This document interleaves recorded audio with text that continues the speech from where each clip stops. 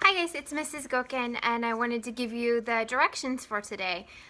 First, I'd like for you guys to grab your maracas from the shelf and you're going to finish painting them. So on mine, I talked to you guys last week about doing a base coat. My base coat was all pink, and then I added all sorts of designs on top of that dry pink layer. Your base coat should be dry today.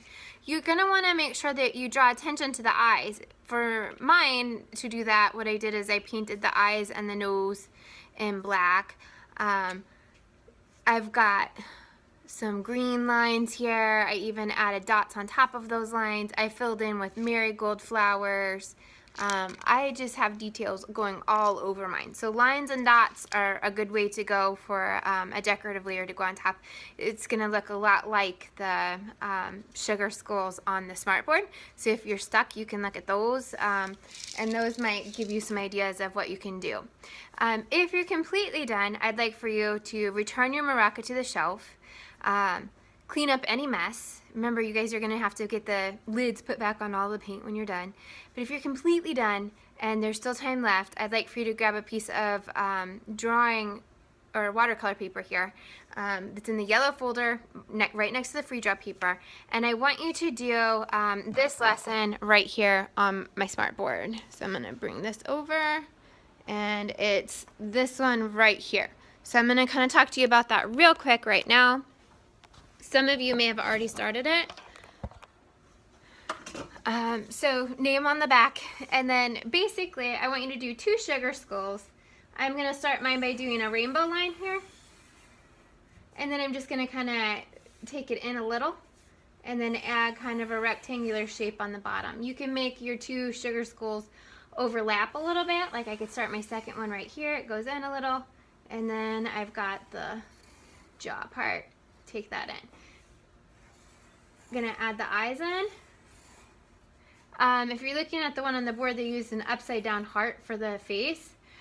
This I'm not going to worry about too much. I'm going to lightly pencil in a light rectangle for where I'm going to paint that black for the teeth. I'm not going to do this one because you don't need to see me demonstrate too. And then basically once you've done that, you can outline in Sharpie, or you can just go ahead and start painting. So for painting techniques for this, I would start by figuring out what color I want this to be. So if I wanted that to be green, I would grab a brush and paint that in green. If I wanted it to be purple, I would paint all of this in purple. I did forget to grab a brush.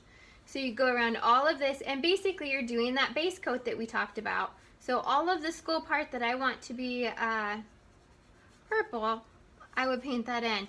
If you're looking at the smartboard, you'll see that the eyes, the nose, and the mouth, and again, you will use paint brushes. I'm improvising here because I have a class that's about to start. You're going to paint those in black. The nose would be black, the mouth would be black, and then that's a base coat, right? So the next week when you come in, or the next time you are working on this, you can be adding those decorative layers on top like the ones on the board. I would do 1 base coat color for your background. So let me get a different finger here, a clean finger. And you're going to paint in all of this space that 1 color. And then next week, you can add the embellishments on top. In the case of the painting on the smartboard, they added flowers going all the way around, although I'm sure you could think of something else to add in too. So that is what I would like for you to do today. Again, if you're done with your maraca, this is what you'll start, but you have to clean up your messes first, okay? And we do know how to use the dumping station. You can use the dumping station, you can use the sink. We know how to get those brushes clean and put them here and there. Thank you. Have a great time.